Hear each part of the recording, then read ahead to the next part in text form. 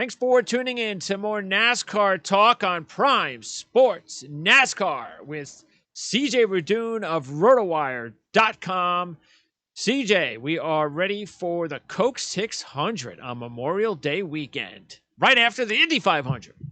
Right after the Indy 500. Unfortunately, this is one of those random years where Monaco doesn't start out the day. Monaco was last weekend, unfortunately, but we do still have the holiday weekend and two great races, Indy 500, Coke 600. This is still my favorite racing weekend of every single year. Yeah, and of course, Eric and I, are you available too on Friday? We haven't talked about that.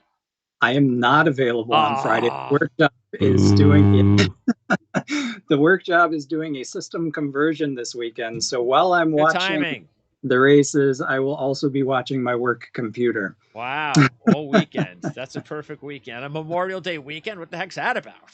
It's I hope you're making double time. It was delayed.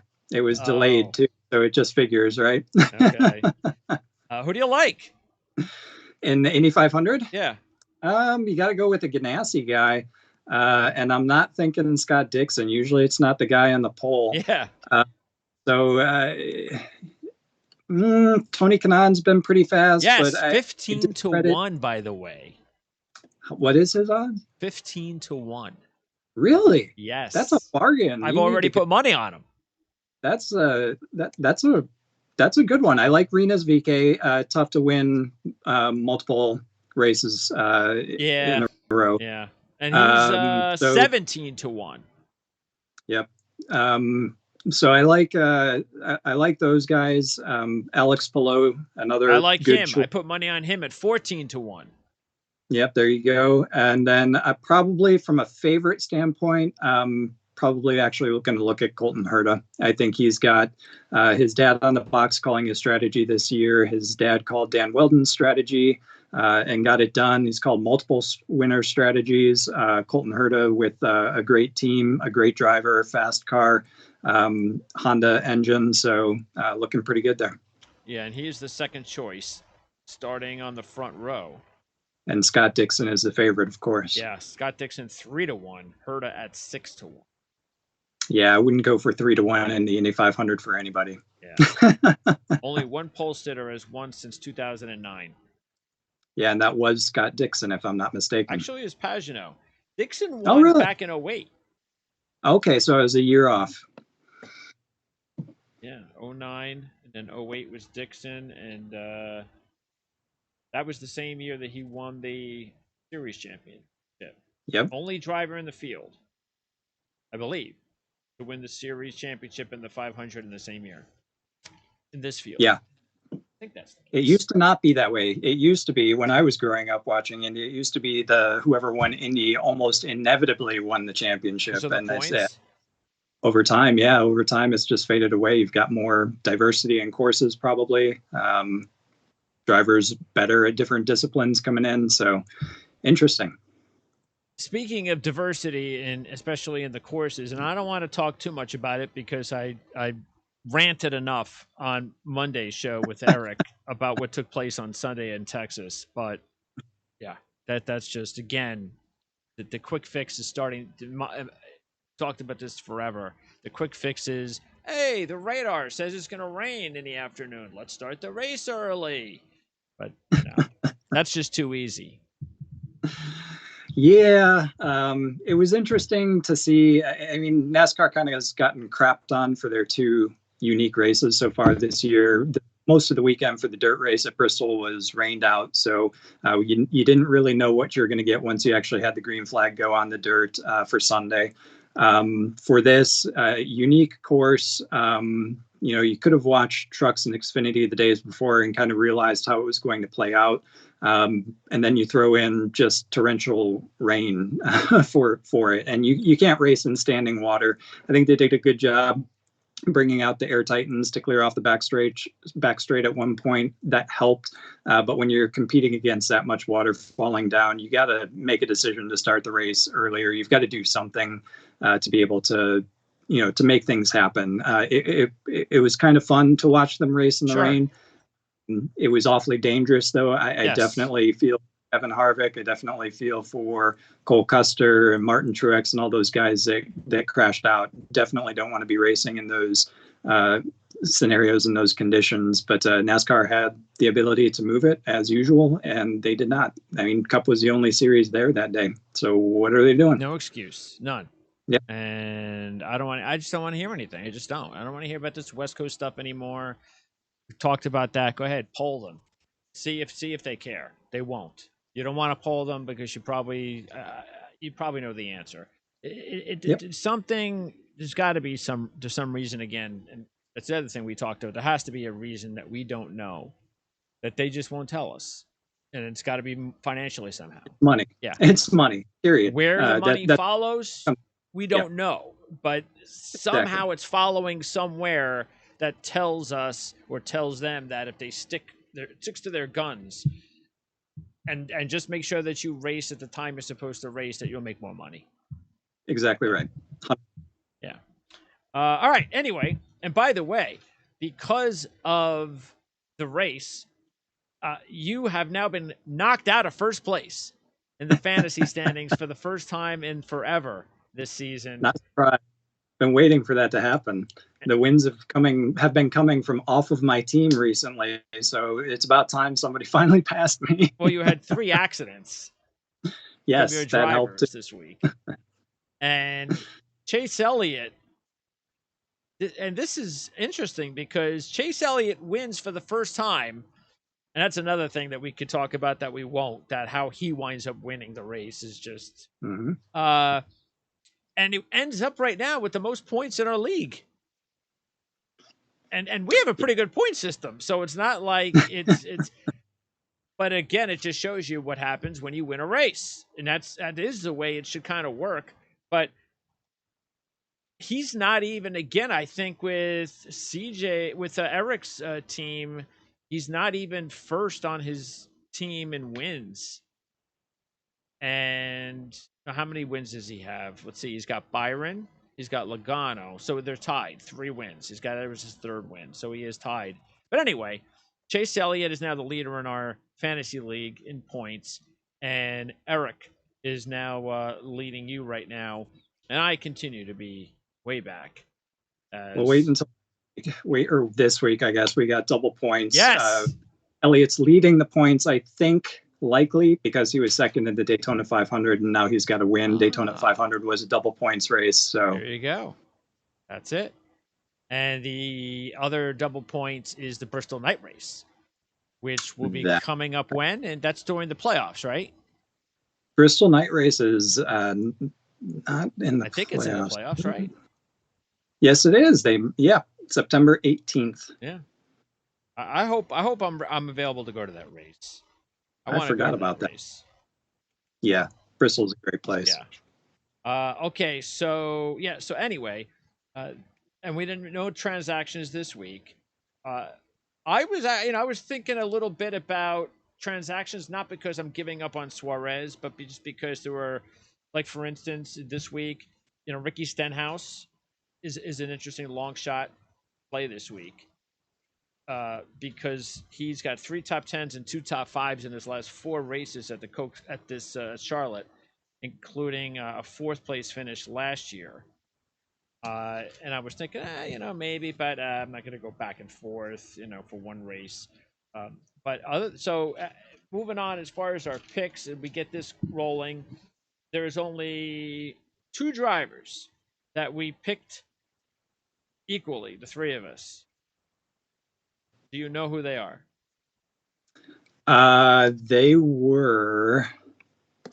They're not Reddick and Dylan. I know you both chose them. Yes. Let's see. Eric is the only one that has Dylan. Oh, Dylan. Okay. You both have Reddick then. I think, was it Truex? Is Truex one of them? No. Then it was a little bit deeper, so we're going to go with Hendrick guy. Was it Bowman? No. Byron? Yes. All right. I knew once we eliminated Truex, I knew it was going to be a Hendrick guy. I just didn't know which one. And then the second one's probably going to be a Gibbs driver. No. No? No. Okay, then I'm lost. I don't know. Another Hendrick driver. Oh, another Hendrick driver. It wasn't Elliot then. No. Well, then it's Larson. Yes. Larson and Byron. Those are the two drivers we have all agreed on this week. The only two drivers we've agreed on this week. And look, Byron is actually, I mean, you guys, it's interesting. Between the three of us, he's the driver we all want to win. Yep. Because you'll make the most money. Eric will make the most, no, second most for Eric, most for you, and most for me. So Byron's the one we want to win. I invested 30 on Byron. Are you sure about that? One of your long shots has a big payoff. It was close. Busch was 450. Byron's 480. Okay. Because I put 30 on Byron. All right. Yeah. I knew somebody was way up there too. One of the Eric is at 133 with a couple of bucks on Dylan, and then 128 on Byron, and you've got 144 if Byron wins, beating out Bowman at 140. So, well, I'm not surprised about that at all because Hendrick has just been so strong. Only team with all their drivers take that back. Actually, because Hamlin hasn't won yet. So all their drivers have a win. They're on a roll. They're coming to a track where their drivers have performed extremely well in the past, including last year. So I think there's a lot to say for the Hendrick relays this weekend at Charlotte. Yeah, and we could even start out with Hendrick. Elliot's the favorite out of the group at 5-1. We'll find out if Eric was prophetic because he said on Monday's show how Elliot will use these types of springboard races where he doesn't exactly dominate. He'll win a race and then he'll just take off. And this is the perfect race for that to happen because he was really strong in both races. Second in the 600 last year, leading 38 laps. Won the race on Thursday night because that happened. Now that happened like 4 days after, right? The Thursday night race. Yeah. Yep. So he won that race on that Thursday night. Now, do you agree that? And it seemed, looking at the track trends from Eric, that Atlanta was the most similar track to Charlotte. Is that agreed? 100% agree. The major difference between the two is going to be the tire wear. It's going to be less so at Charlotte, but in terms of configuration and the ability to race on the configuration, Atlanta by far is what we're looking at this week. Yeah, because that means that there will be a chance late for some strategy, two tires. Maybe you don't even change tires. Let's see if you can steal the race late. Exactly right. Okay. By the way, and if those cautions, late restarts, strategy at the end can play a big deal. The past couple of years, we've seen a lot of green flag runs. So Truex dominated, led all but like 8 laps, if I'm not mistaken. I think maybe 2 years before that, Kyle Busch did something almost close to that as well. It was really only last year when Keselowski came out with the late victory and only led something like 30 some laps out of the 400 or so, but it can either go all green all night, or you can have a bunch of cautions at the end. And if there's a bunch of cautions at the end, then you're going to have a surprise winner. Yeah, because Dylan won that way, didn't he? He won leading the last 2 laps. Exactly right, if not the last. And also another trend to keep in mind, that is the fact that 4 of the last 600 winners have started outside the top 10. Including 3 of the last 5 from row 7 or back. That doesn't surprise me as much because of the length of the race. Agreed. And looking at my picks, we're talking about Hendrick. Alex Bowman was the one I had to figure out again how to get into the lineup, because if you look at the 2 races that he had last year, the first race, the 600 miler, he started 12th, so outside the top 10. He finished 19th, but he led 164 laps. huge, and went out there and had a really good night. Ended in overtime. Keselowski ended up taking it, but then when he started on on the front row on the Thursday race, he still led 51 laps. So still absolutely coming on strong. The length of the race, your ability to play strategy, you're going to have cautions throughout the night because just, on a 600-mile race, you're going to have one or two incidents that are going to happen. Typically at the end, that gives people the ability to make the 2-tire stop or go with a no tire stop if you think you're going into overtime. So that's how you end up having people come from behind and winning. But even just the fuel strategy and being able to leverage that throughout the night with the race distance tends to jumble things up.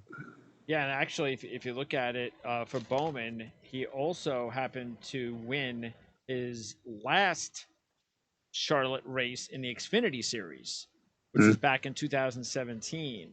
And he has led 223 laps, as you mentioned. Basically in his last 4, as well as what he did last year, the 164.51 that you already. And he was 3rd at Atlanta, Bowman.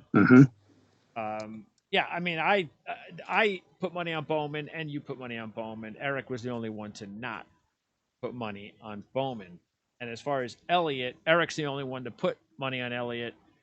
He had engine issues in Atlanta, so it wasn't a good result for him. But he's got 4 top 5s in his last 5 at Charlotte with 2 runner-ups and the Thursday night win, which was the last time that these drivers have been at Charlotte. So for me, it was just a matter of, okay, he's got to win back-to-back. Okay, look, sure, Eric could be right. Maybe this is the springboard. But at 5-1, I was like, he got lucky last week. I just need to see a little bit more of the old Chase Elliott first before I throw in Adam at 5-1. Yeah, it was the back-to-back thing for me. I agree with you. I think last week was a little bit lucky based on the way that the rain, or the timing of the rain, the way it came, and he he wasn't going to make it. They had to pit. So locked into a win there. I agree with Eric in that he is the type of driver that will take that and use it as a springboard to get better. But again, this year, back-to-back wins would be unprecedented from somebody. So I'm not expecting it to happen, though, a very strong contender at Charlotte. He should be a top 5 guy, if not a top 3. He's led, 109 laps, I think, in the last 3 Charlotte races, finished 4th, 2nd, and 1st, and he started 12th, 3rd, and 19th. So, he regardless of where he starts, he gets into the top 5. I would expect him to be there again this week. Question is just what happens at the end, and is he going to be able to outduel his teammates? Because I think those are the ones that are going to be up there with him. And Kyle Larson's next as far as teammate at 6-1, 2nd in his last 3 races. He doesn't have a good history here. He's led only 20 laps in 11 races, so that's. But, and it's funny because we all took him, but it's because of his domination in Atlanta, and he's in a new Chevy, a new Hendrick team, I should say. So it's this is a different Larson setup. He proved that in Atlanta, but I will say, it does worry me a little bit that he how many times have we seen Larson, and he's already done it twice this year, where he dominates early and then he can't close it, and now he's coming to a longer race. So that would worry me that he's not able to sustain the early momentum. Look, if I'm putting big money on Kyle Larson this week, I don't want him to win the first 2 stages. I tend to not disagree with you on that. However, you got to hedge that because look at what Truex did. We just talked about. It can be done here. Yes, it can absolutely be done. It is a type of track that rewards speed and being fast. And if you're able to get that speed and you're able to build that lead, you can carry it for 600 miles. That's been proven multiple times. And if you look at the races that Larson has had this year, the one that he did win was on Las Vegas, another 1.5 mile oval. He did very well, like you said, at Atlanta. That was one of the 4 races so far this year that he's led over 100 laps in the race. So I fully anticipate him to be at the front, regardless of his history at this track. Hendrick is on song right now. Their cars are among the best in the field, if not by far the best at the moment. So I really think that he's going to have a great opportunity this Sunday night. As far as the setup, is this still the setup where we saw a little bit of drafting? Yes. Okay, so we will see possibility. And has the racing been better there the last few years? As long as there's not somebody dominating, I guess. As long as there's not somebody dominating, Charlotte tends to be pretty good, yes. Okay. But when Martin Truex is out front all night, it gets kind of boring. We'll get to him in a minute. Let's wrap up. Bowman, we talked about at 14-1. And then Byron at 16-1. And it's interesting because, look, he doesn't have a whole lot going on historically at this track either. And it's not like he's got some switch that Larson does. But it's just this, and he was 8th at Atlanta, but then again, he was like top 10 just about everywhere this year. And 20th in this race last year. But it's just one of those races for me. It was like, I don't know. I just have the feeling that he's on the verge of coming out there and having his moment. He's having his season. Now he needs to have maybe his moment on the big stage. Yeah, I totally agree with you. Atlanta, he did lead 2 laps. It was 2 laps. Solid top 10 finish like he's done all season.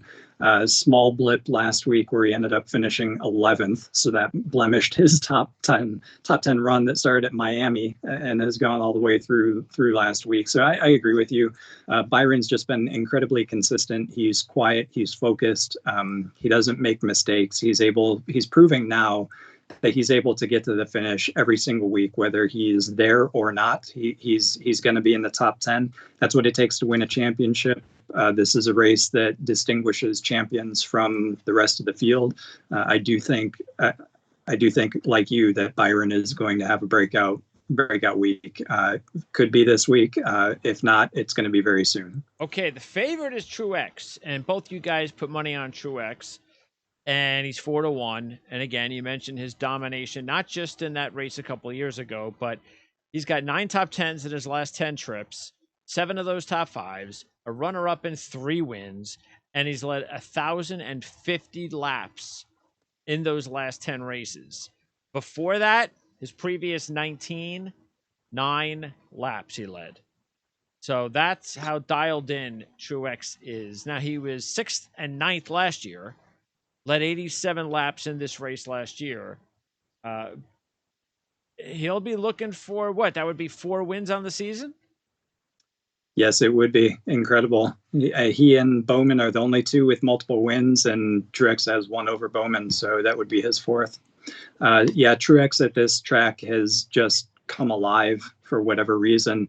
He's figured it out, led the 392 laps pole to win in 2016, 116 the fall race in 2019, like you said, 87 in the 600-mile race here last year.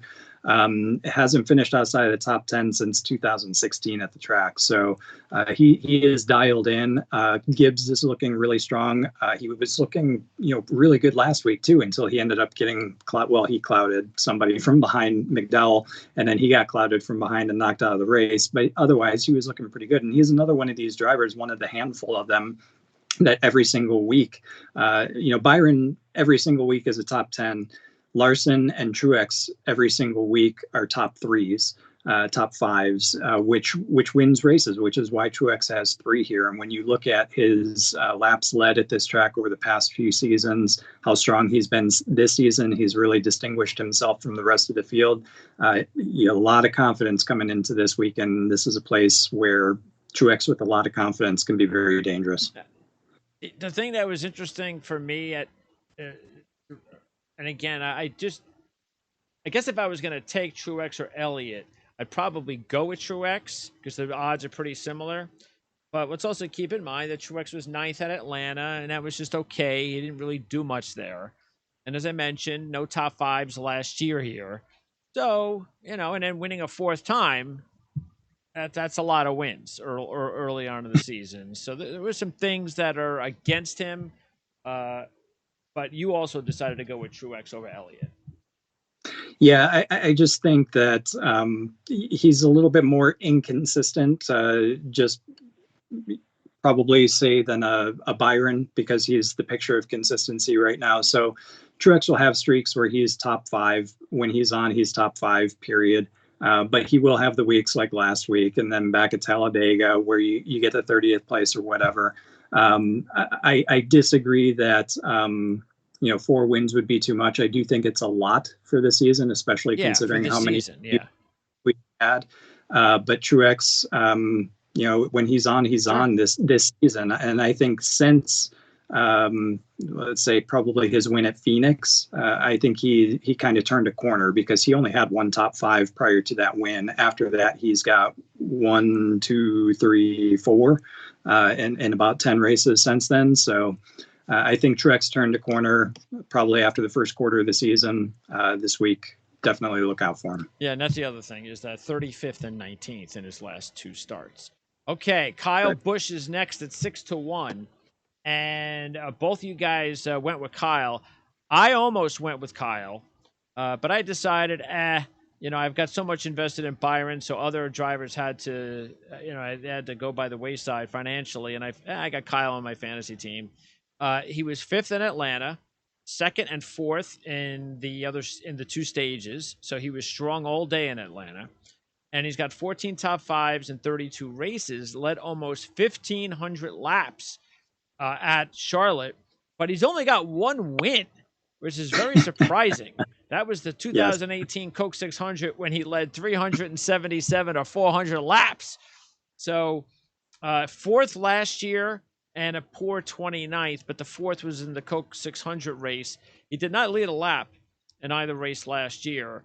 I think this is a significant race for Kyle because it just seems like once again, after his win, he's just having some issues. And I think he needs another strong effort to kind of get back that momentum, because if he does get that momentum back after he won, he's going to be that much more dangerous. But I just still think, especially for a longer race, I just get the feeling that, I don't know if Kyle and the team can make it through this long race. It's interesting. I think the reason, number one, prior to last year, put it that way, he's been very strong at Charlotte. And last year, when you reflect on the season that he had, he was out of sorts. Yes. It was not a Kyle Busch year. So throw those 2 results out, but take it with a grain of salt. Even in that bad year, he finished 4th in the 100-mile race. And what were his problems last year? They were his ability to find out what the car was like after rolling off the truck and being able to adjust it to what he wanted for the race. So there wasn't practice, there wasn't qualifying. We've got those this weekend. So I think he's got a little bit more of advantage this week than he's had most other weeks and just rolling off the truck and racing what you got. So I think this week could play into his hands. Plus last week with his truck win, was it a truck or was it Xfinity? I'm sorry, he won the Xfinity race. Yes. Very, very dominant there, building confidence. He was up in the front in the rain in really difficult conditions. So his confidence is up there, and coming to a track where he's had past success, plus you give him the ability to adjust his car outside of a race setting over the weekend. I think all those signs bode well for Kyle Busch this weekend. All right. Also, Denny Hammond 8-1, only 1 top 5 in his last 5 races. We mentioned this right about a month ago, that sooner or later that streak is going to stop, and it has stopped. And that's the reason why I decided to stay away from him. But you are the only one to put money on Hammond this week. 2nd in the Thursday night race last year at Charlotte. 10 top 5s in 29 races. He swept runner-up sweep in 2012, which was his best year here to win. And that's right, Denny Hamlin has never won at Charlotte. That's crazy. It's surprising, isn't it? Yeah. No, it's one of those tracks, and with a driver like Hamlin, that you just assume that he's got to win, but he doesn't. He's just this year. I mean, he's still leading the points by a long shot. Yeah, the streak has ended in terms of his second place and top three finishes, but I'm going to keep choosing him until he wins because he's fast this year. I mean, until he starts showing every single week that he's outside of the top 15, and we're seeing major problems. The odd race here or there, even if they're back to back where he's got trouble, I'm going to look past that. 560 some points on the year. Sorry, 597. He's over. Let's see who's the next highest. William Byron. He's almost 100 points ahead of William Byron. Doesn't have a win, so I'm just going to keep choosing him until he gets that win.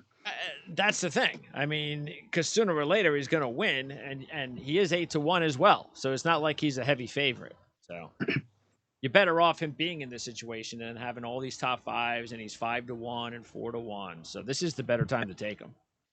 Kevin Harvick, Keselowski, and Logano are all 10-1.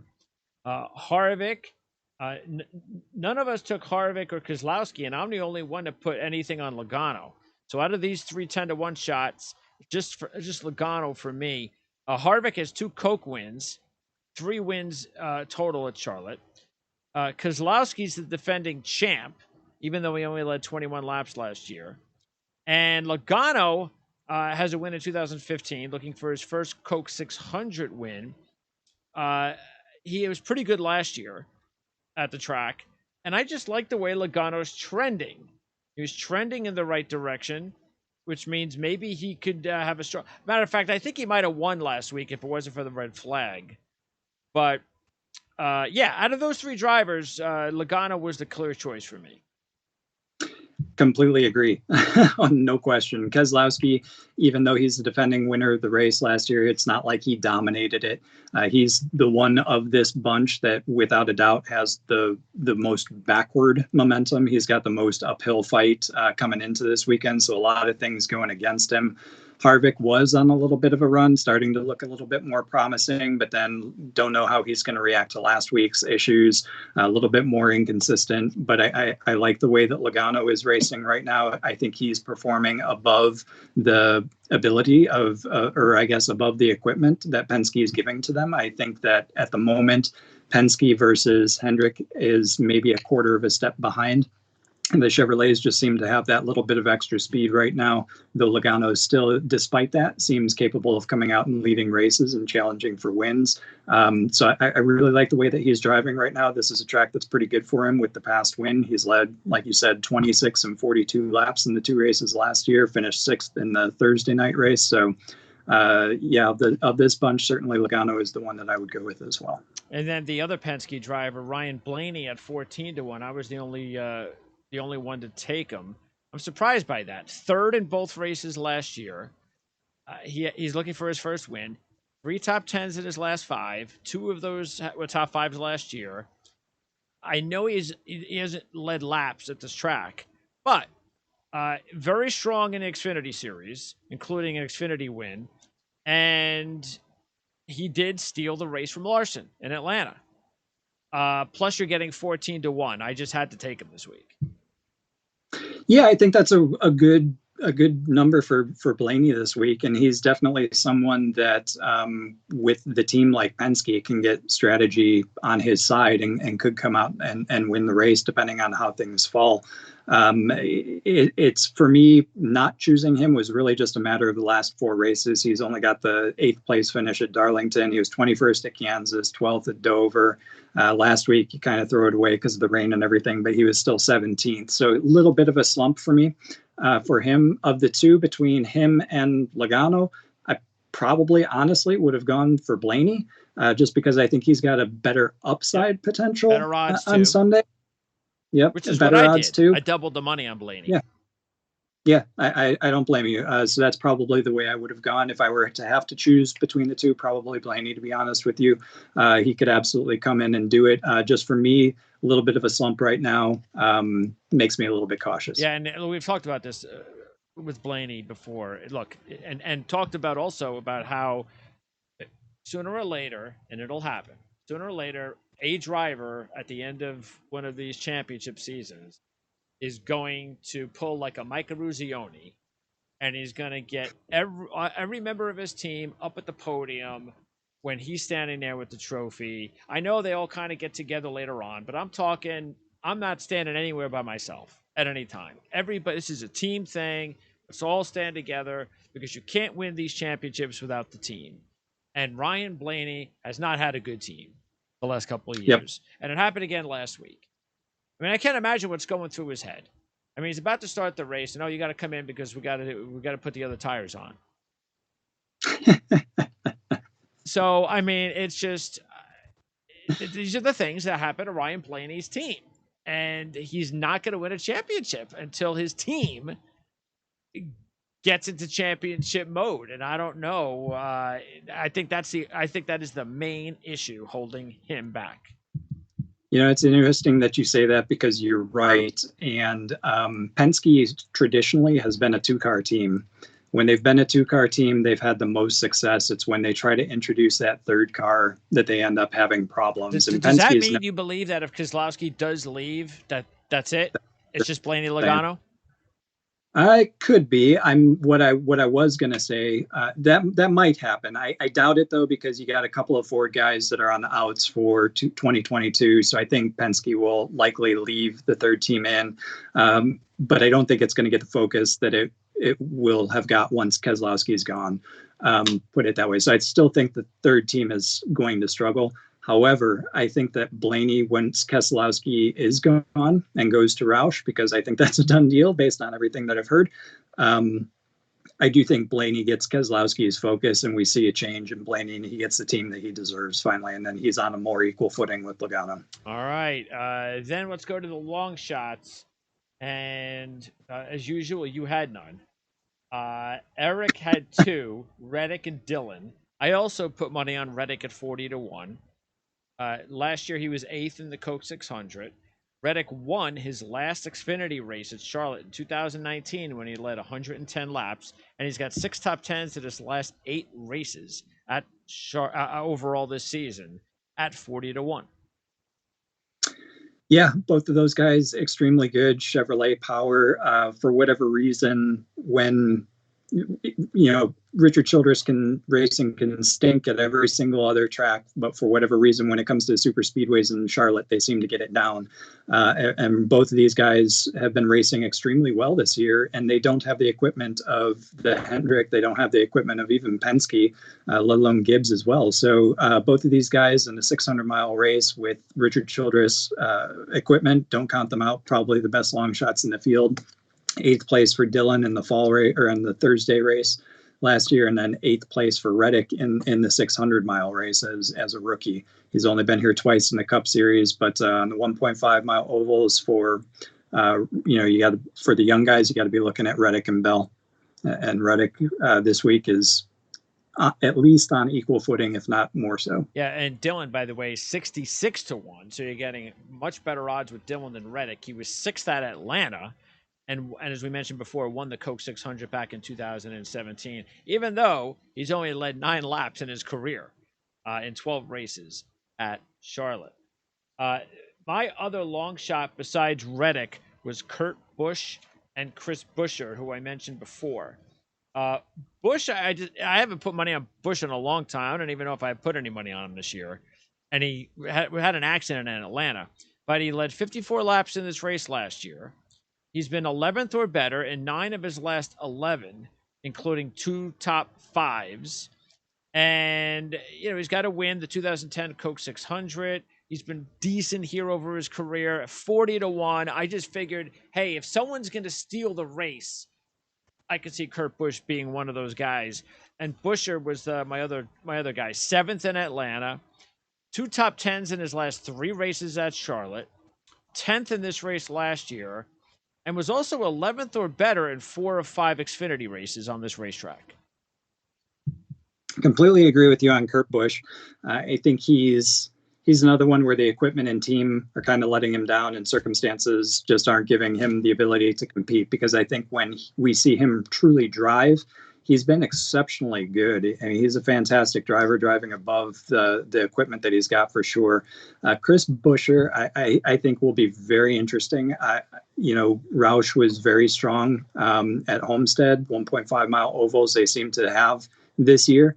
So I'm very interested to see what Buescher's pace is this week. And if he's fast, certainly like he was in Homestead, he's going to be in the top 10 for a finish without question. He was 10th here last year, without that pace. So give him the pace this year, and I think we might even see him lead some laps, maybe even come out and pull a surprise. Yeah, because Buescher's at 150 to 1. And it's just like Kurt Busch. I think if either one of these drivers is going to win, they're going to have to steal the win, more than likely late. And I do agree that based on Homestead, Buescher probably the better chance to maybe put a good run of 100 laps or something like that if everything works right. But we'll see. Again, he's 150 to 1 for a reason, and it's a long race. That usually works against these types of long shots. Okay, as far as any of the long shots, I mean, Di Benedetto's 100 to 1. I think he needs a big kind of top. What's that? He has no Charlotte top 10s. No Charlotte top 10s. I think he's going to... Now, he did lead 16 laps last year in the combined races, but, he needs to get his momentum back. Let's just put it that way. He was 11th in Atlanta. I think he'd be happy with an 11th or a 10th this week. Custer is also 100 to 1. Stenhouse, I mentioned before, has got 3 top 10s, 2 top 5s in his last 4 on this racetrack. Almirola, I don't even... Don't touch him. No. Especially a long race like this. I mean, no. Suarez, again, might be somebody fantasy-wise to keep an eye on. 12th or better in all 5 Xfinity races with 2 top 5s. He's led 115 laps in that series, 1 top 10 and 6 in the Cup Series. Other than that, I don't really see anything else. Do you? Of the bunch, I do agree with Stenhouse in terms of his ability to race well at Charlotte. He needs something to go right, though. The last 5 races, he's got 2 best finishes of 20th. So a really poor slump for him after he started the season really strongly. But somebody to keep an eye on. Probably not this weekend, though. Maybe this is the turning point officially. But somebody who's been quietly sneaking up the order and getting more consistent and getting more confidence is Ross Chastain. If you go back to Martinsville, is probably where it started. He was 17th, and since then he's only had 1 finish outside of the top 15, and that was at Talladega when he finished 16th. Last week, as you know, he was 4th at Circuit of the Americas, a confidence booster for him. That was his first top 10 since the Daytona 500, but quietly under the radar, getting better each and every week. And, who knows? Maybe not this week, but he's coming. I see him improving each week. And I'll have to keep my eye on him on my fantasy team. So there you go. If he has another strong week this week, and Suarez doesn't, and who knows? And by the way, you did mention Christopher Bell, 9th in this race last year, but he has not had a top 10 in his last 5 races, so he's kind of cooled off a little bit. Yep, exactly. All right, what you got going on over at rotowire.com? We will have fantasy previews up each day ahead of the races coming up. So we got the truck race Friday night, we've got Xfinity Saturday night, and Cup on Sunday nights. So we'll have the fantasy previews up on rotowire.com for them with a recap of the race on Monday from Sunday night's race. A night race, finally. That's right. Sunday night, holiday on Monday. So hopefully the weather will be good. I have no idea. I haven't looked at the forecast, but it's a night race. So unless... It should be fun. Yeah. Usually they're okay unless there's some sort of storm in the some sort of system in the area. But yeah, I mean, I remember like 15 years ago, they had a race there that lasted until 1:30 in the morning. It was a memorable one, but hopefully we won't have anything like that. All right, CJ, great job as always, and we'll talk to you again next week after the Indy 500 and the Coke 600. Sounds good. Thanks for having me. Next week is Sonoma. Back to a road course. Another road All right, course. we'll see what happens when it rains. Not in California. No, It's not going to happen. All right. Talk to you next week. Thank you.